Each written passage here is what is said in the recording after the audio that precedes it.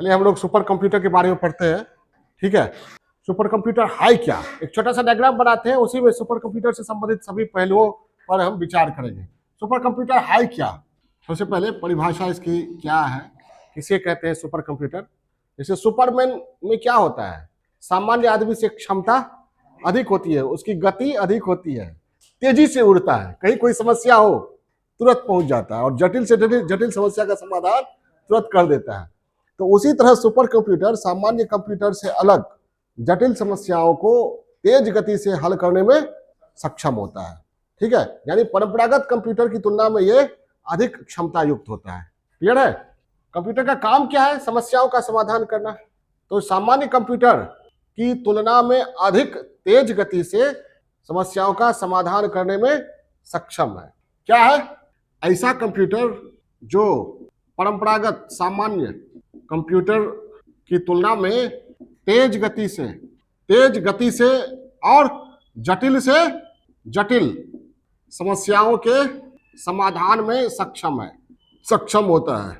और सामान्यतः ऐसे कंप्यूटर को सुपर कंप्यूटर कहा जाता है जिसकी गति कम से कम 500 मेगाफ्लॉप्स और मेमोरी 52 मेगाबाइट, अभी लिखा है ना, जिसकी गति कितनी हो, कम से कम 500 एमफ्लॉप्स फुल फॉर्म बताए हैं, मेगा फ्लोटिंग पॉइंट ऑपरेशन पर सेकेंड। फ्लॉप्स का क्या होगा full form, mega floating point operation पर सेकेंड। और क्षमता किस में मापी जाती है, मेगाबाइट में। तो सुपर कंप्यूटर की कम से कम कितना, 52 मेगाबाइट क्षमता होगी। क्लियर है। ऐसे कंप्यूटर को क्या कहेंगे, सुपर कंप्यूटर। कम से कम गति कितनी होनी चाहिए, 500 मेगा फ्लॉप्स। वैसे तो अब गीगा फ्लॉप्स, टेरा फ्लॉप्स बताए, पेटा फ्लॉप्स में आ रहा है। ठीक है, जो अभी सबसे तेज सुपर कंप्यूटर हमारे यहाँ है, जैसे प्रत्युष है, मिहिर है, अमेरिका का फ्रंटियर है, तो बहुत आगे बढ़ चुका है। तो ये मिनिमम है। ठीक है, और सामान्य कंप्यूटर से अलग कैसे होता है सुपर कंप्यूटर। सामान्य कंप्यूटर में क्या होता है, सीरीज प्रोसेसिंग होती है। क्या, सीरीज प्रोसेसिंग होती है। और सुपर कंप्यूटर में पैरेलल प्रोसेसिंग होती है। ये सामान्य कंप्यूटर बता, यहाँ नोट्स में तो सब लिखा हुआ है ना, यहाँ बोल रहे हैं, समझिए। ये सामान्य कंप्यूटर में क्या, सीरीज प्रोसेसिंग, और सुपर कंप्यूटर में पैरेलल प्रोसेसिंग। ठीक है, तो पैरेलल प्रोसेसिंग में क्या होता है, एक किसी समस्या को अनेक भागों में बांटकर उन सभी भागों पर एक साथ कार्य किया जाता है। और सीरीज प्रोसेसिंग में क्या होता है, एक एक करके। तो सुपर कंप्यूटर में कौन सी प्रोसेसिंग होती है, पैरेलल प्रोसेसिंग। कम से कम 64 प्रोसेसर हो सकते हैं, और अधिक से अधिक 1 लाख से और भी लाखों प्रोसेसर हो सकते हैं सुपर कंप्यूटर में। क्लियर है। सामान्य कंप्यूटर से सुपर कंप्यूटर किस मायने में अलग है, गति में, क्षमता में। इसकी गति कम से कम 500 मेगा फ्लॉप्स होती है, क्षमता मेमोरी क्षमता 52 मेगाबाइट। और इसमें क्या होता है, सामान्य कंप्यूटर में सीरीज प्रोसेसिंग और इसमें पैरेलल प्रोसेसिंग। क्लियर है। कम से कम कितना, 64 प्रोसेसर, अधिक से अधिक लाखों हो सकते हैं। क्लियर है। अब सुपर कंप्यूटर भारत में विकास, भारत में 1980 के दशक में इसके सुपर कंप्यूटर के विकास की शुरुआत हुई।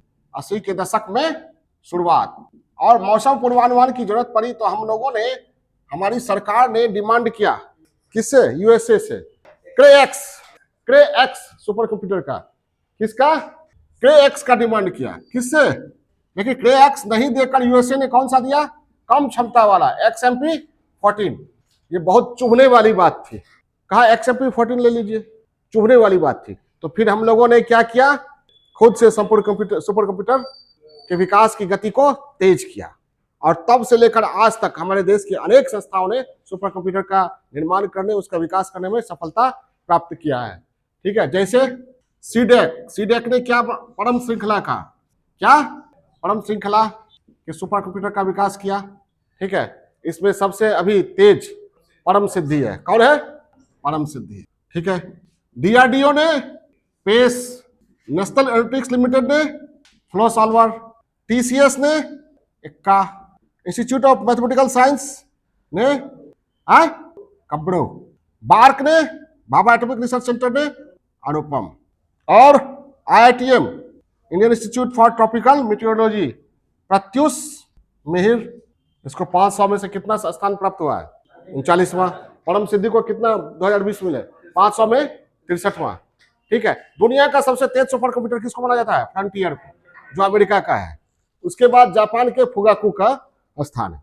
ठीक है। तो हमारे यहाँ ये हुआ, और हमारे यहाँ सुपर कंप्यूटर की दिशा में तेज गति को तेज करने के लिए और पूरे देश के शिक्षण संस्थानों, शोध एवं विकास संस्थानों को अधिक क्षमता युक्त करने के लिए national super computer mission, national super computer mission कब आरंभ हुआ? 2015 में, 7 साल के लिए, 2022 तक के लिए। ठीक है। और इसके तहत कई सुपर कंप्यूटर का विकास किया गया। इस मिशन के तहत ही परम सिद्धि का भी विकास किया गया था। नोट्स में लिखा ही है, परम शिवाय, परम अनंत, परम पदम वगैरह वगैरह का विकास किया गया। प्रत्युष, मिहिर, एरावत वगैरह वगैरह। ठीक है। तो एनएससीएम काफी हद तक सफल है, अभी तक माना जाएगा सफल। और ये make in India, digital India जैसे अभियान को मजबूत करता है। मेक इन इंडिया का यही कंसेप्ट है ना कि जो भी चीज हम बाहर से मंगाते हैं, बाहर से नहीं, यहाँ बनाना है। भारत में बनाओ और भारत का बना खरीदो और भारत का बना बेचो। मेक इन इंडिया सिंपल यही है। मेक इन इंडिया क्या है? भारत में बनाओ, भारत का बना खरीदो और भारत का बना बेचो, निर्यात करो, सिंपल शब्दों में। तो ये हो गया। अब इसका उपयोग क्या है? ये उपयोग कॉमन सेंस की बात है। जहां भी जटिल कार्य होगा, जटिल से जटिल घटना की जरूरत होगी, वहां सुपर कंप्यूटर हाजिर है। ठीक है। तो किन किन क्षेत्रों में जटिल? सबसे पहले अंतरिक्ष अनुसंधान में, स्पेस रिसर्च में क्या?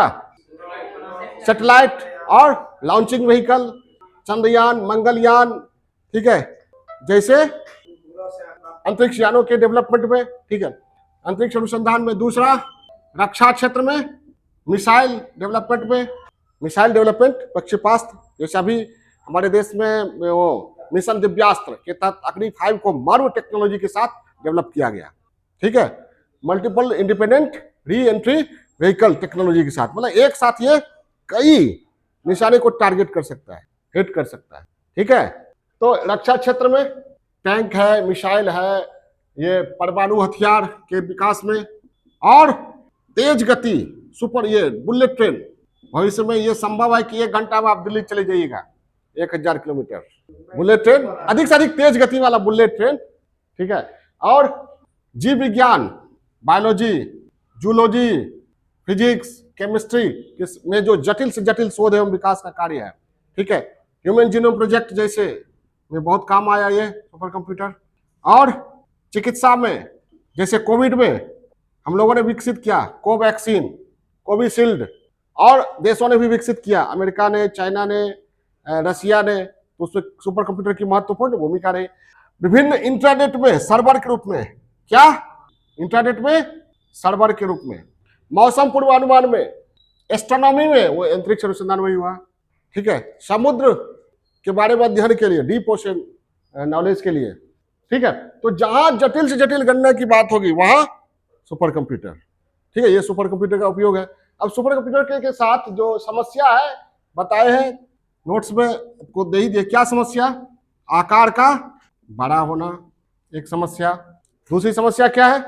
तकनीकी जटिलता और रखरखाव, मेंटेनेंस की समस्या। माना जाता है कि सुपर कंडक्टिविटी, क्या? अति चालकता, सुपर कंडक्टिविटी और नैनो टेक्नोलॉजी के क्षेत्र में विकास से ये दोनों समस्या, आकार का बड़ा होना, रखरखाव या जटिलता, वो समस्या का समाधान संभव है। नैनोटेक वही ना है, बड़े से बड़े आकार को क्या कर देना, छोटा कर देना। ठीक है।